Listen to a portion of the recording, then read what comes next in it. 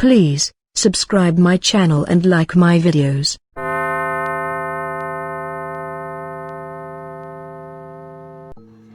रमेश अपनी रिक्शा लेकर अपने घर की ओर लौट रहा था।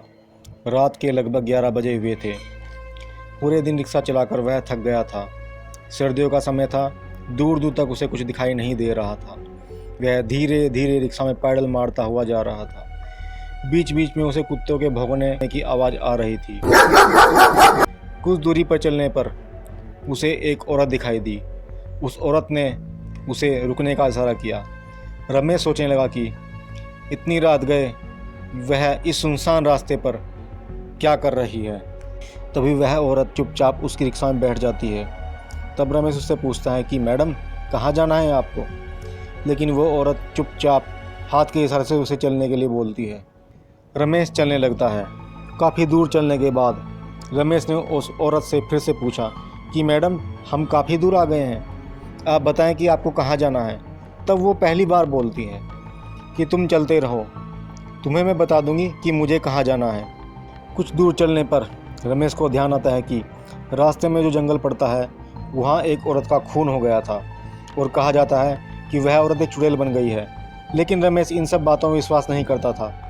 तभी रमेश उस औरत से पूछता है कि मैडम, मैंने सुना है कि सुनसान रास्ते पर कोई चुड़ैल घूमती है, क्या आप इन सब बातों पर विश्वास करती हैं? तो वह औरत बोलती है कि हाँ, मैं भूत प्रेतों और चुड़ैल पर विश्वास करती हूँ। क्या तुम भूत प्रेतों को नहीं मानते? तब रमेश कहता है कि नहीं, मैं इन सब बातों पर विश्वास नहीं करता।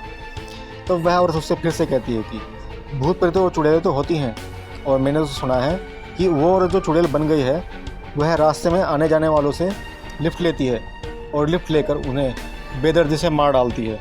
उसकी बातें सुनकर रमेश कहता है कि सब बकवास बातें हैं, मैंने तो आज तक कोई भूत या चुड़ैल को नहीं देखा। तब वो औरत उससे फिर से बोलती है कि भूत प्रेत और चुड़ैलें कब कहाँ किसको मिल जाएं कुछ पता नहीं। कुछ दूर चलने पर ठीक वह जगह आ जाती है जहाँ उस औरत का कत्ल हुआ था। तब औरत उसे रुकने को बोलती है और कहती है कि मुझे यहीं पर उतार दो। रमेश पीछे मुड़कर उस औरत को देखता है। उसकी सूरत बहुत भयानक हो गई थी। वह औरत उससे बोलती है कि मैं ही वो चुड़ैल हूँ और अब मैं तुम्हें नहीं छोड़ूंगी। वो उसका गला दबाने लगती है। रमेश डर के कारण सर्दी में भी पसीना पसीना हो जाता है। वह डर से कांपने लगता है और उसे छोड़ने की भीख मांगता है। तब वह चुड़ैल उससे बहुत ज़्यादा डरा हुआ घबराया हुआ देखकर उससे कहती है कि अरे डरो नहीं, मैं तो मजाक कर रही थी। वो अपना भयानक मास्क उतार कर उसे दिखाती है और उसे बोलती है कि वह एक प्रैंक वीडियो शूट कर रही थी। ये देखो, मेरी कमीज में एक हिडन कैमरा लगा हुआ है और भूत प्रेत कुछ नहीं होते। तब रमेश उससे कहता है कि भूत प्रेत तो होते हैं और मैं एक भूत ही हूँ।